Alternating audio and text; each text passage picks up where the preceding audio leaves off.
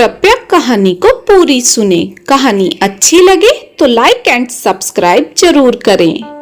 जब कोई औरत किसी पुरुष को शारीरिक सुख देती है तो वो पुरुष उस औरत के अधीन हो जाता है।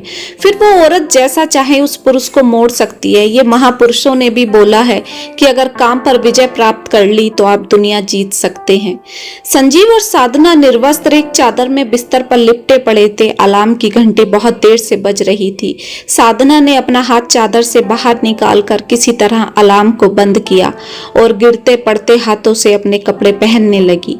संजीव उठो, ऑफिस के लिए देर हो रही है। 8:30 बज गए। संजीव का पैर पकड़कर हिलाते हुए साधना ने बोला।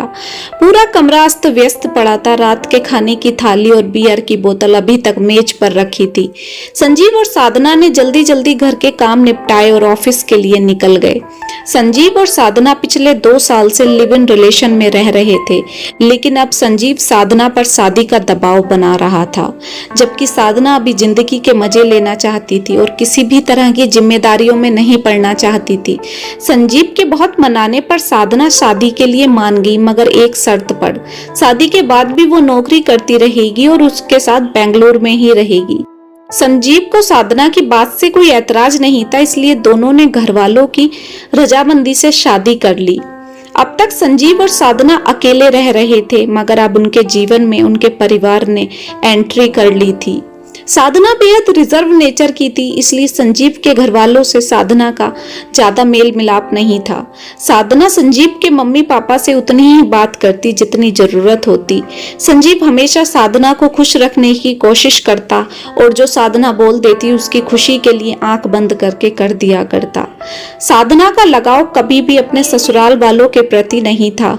वो तो सिर्फ और सिर्फ अपने मायके वालों की बात मानती और संजीव साधना की।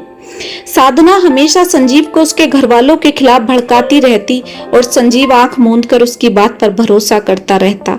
एक वक्त ऐसा आया कि संजीव का अपने माँ बाप भाई बहन से सारे संबंध खत्म हो गए। अब संजीव और साधना के जीवन में सिर्फ साधना के मायके वालों का वर्चस्व चलता। संजीव एक इलेक्ट्रॉनिक मशीन की तरह हो गया था, जिसका रिमोट कंट्रोल साधना और उसके मायके वालों के हाथ में था। धीरे धीरे संजीव और साधना के बीच झगड़े शुरू हो गए। संजीव का कुछ भी कहना साधना को अपनी हार जैसा लगता और साधना छोटी से छोटी बात को भी तूल पकड़ा देती और इस बात में साधना के साथ उसके मायके वाले देते। धीरे धीरे बात इतनी खराब होती गई कि एक रोज साधना घर छोड़कर अपने मायके चली गई और संजीव पर घरेलू हिंसा और दहेज का मुकदमा ठोक दिया। साधना को दिल से प्यार करने वाले संजीव ने साधना को मनाने की खूब कोशिश की, मगर साधना अपनी जिद और घमंड से पीछे हटने को तैयार नहीं थी। 1 करोड़ रुपया लेकर साधना और उसके मायके वालों ने तलाक के पेपर साइन कर दिए, मगर साधना को खोकर संजीव धीरे धीरे डिप्रेशन की तरफ जाता चला गया और एक रोज फांसी लगाकर आत्महत्या कर ली।